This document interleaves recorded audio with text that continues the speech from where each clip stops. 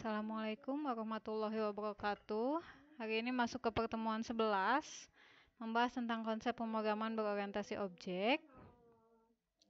Oke, pokok bahasannya yang pertama pendahuluan, pengenalan pemrograman berorientasi objek, kemudian pengenalan objek dan kelas, karakteristik OOP, kelebihan OOP, dan pemrograman terstruktur versus pemrograman berorientasi objek. Saat ini perancangan prosedural itu memiliki keterbatasan dalam mengembangkan sistem yang besar. Maksudnya, jadi sebelum ada pemrograman berorientasi objek, biasanya kita membuat program secara terstruktur atau prosedural, tetapi memiliki keterbatasan dalam mengembangkan sistem yang besar. Kemudian jaringan dan sistem multi-usernya pun masih terbatas. Meskipun disusun secara terstruktur dan modular, tetap menjadi sangat rumit dan sulit untuk dipahami. Kemudian kurangnya kesadaran dari si pembuat program bahwa kedepannya program tersebut akan berkembang, sehingga biasanya masih sering terjadi duplikasi pada beberapa bagian. Nah, dengan adanya teknologi berorientasi objek dapat mengatasi permasalahan-permasalahan pada pemrograman terstruktur tersebut. Oke, di sini pemrograman berbasis objek atau OOP, Object Oriented Programming, berdasarkan pada konsep objek dan interaksinya. Jadi objek dapat menerima pesan atau message, mengolah data, mengirimkan pesan kepada objek yang lainnya, sehingga terjadi interaksi antara satu objek dengan objek yang lainnya. Objek ini bersifat independen, jadi tiap objek memiliki entitasnya sendiri-sendiri, memiliki peran atau tanggung jawabnya tertentu.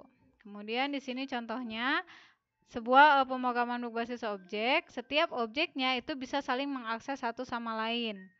Itu objek yang pertama bisa mengakses objek yang kedua dan seterusnya, ataupun sebaliknya.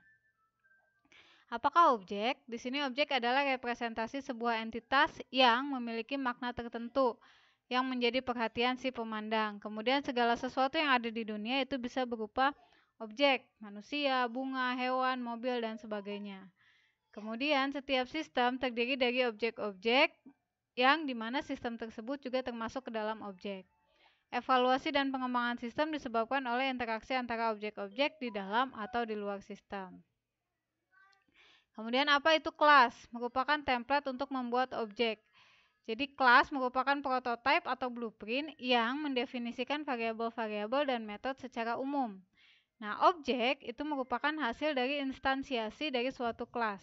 Proses pembentukan objeknya itu disebut dengan instantiation. Kemudian selanjutnya di sini ada contoh kelas bank, di mana setiap kelas bank ini bisa memiliki objek berupa nomor rekening pribadi dari setiap orang.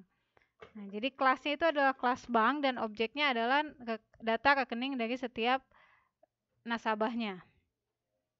Kemudian ada lagi contoh untuk kelas mobil, di mana kelas mobil di sini mempunyai variabel instan dan metode instan.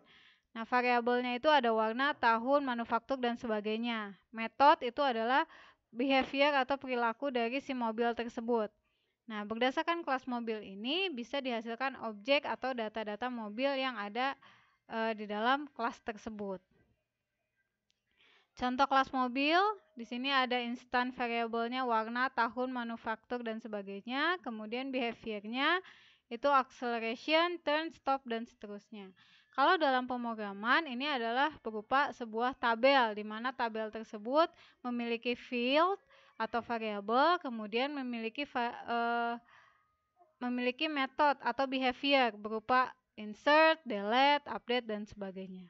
Itu contoh objek mobilnya ada di sebelah kanan. Kemudian atribut atau bisa juga disebut variabel atau field, contohnya ada warna, tahun, dan sebagainya. Kemudian behaviornya itu berupa acceleration, turn, stop, break. Identitasnya itu adalah dari si isi data salah satu fieldnya. Kemudian atribut adalah data yang memetakan antara objek satu dengan objek yang lain. Contoh atribut mobil ada manufaktur, model, warna, jumlah pintu, dan seterusnya. Kemudian di dalam kelas, atribut disebut juga sebagai variabel. Kemudian ada yang disebut instant variable. Atribut untuk tiap objek dari kelas yang sama. Tiap objek mempunyai dan menyimpan nilai atribut sendiri. Jadi tiap objek dari kelas yang sama boleh mempunyai nilai yang sama. Itu adalah instant variable. Jadi biasanya diperuntukkan untuk objek. Kemudian kalau kelas variabel itu adalah atribut untuk semua objek. Jadi ketika kita membuat sebuah variabel di dalam kelas, maka variabel tersebut bisa digunakan di semua objek yang ada di kelas tersebut.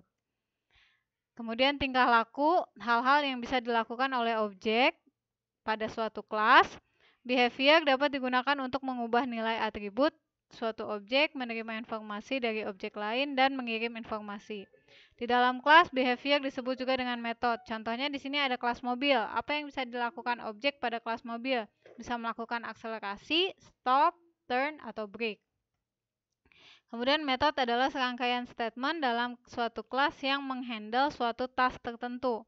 Jadi cara objek agar bisa berkomunikasi dengan objek yang lain itu menggunakan sebuah metode. Jadi metode itu adalah perintah yang ada di dalam si kelas atau si kelas tersebut supaya bisa digunakan oleh objek. Responsibility adalah sebuah kontrak atau sebuah obligasi dari sebuah kelas. Saat sebuah kelas dibuat, semua objek dalam kelas tersebut memiliki keadaan dan tingkah laku yang sama. Saat sebuah kelas dimodelkan, awal yang baik adalah menspesifikasi dalam sebuah kamus. Nah, tekniknya disebut dengan CXC card atau Class Responsibility Collaboration. Dan biasanya bisa digunakan dengan menggunakan diagram UML use case. Kemudian ada juga yang disebut dengan konstruktor. Proses instansiasi objek dari kelas dilakukan pada operasi khusus atau sekumpulan instruksi. Jadi dilakukannya menggunakan konstruktor. Menetapkan nilai awal untuk atribut objek baru. Kemudian konstruktor biasanya memiliki nama yang sama dengan kelasnya.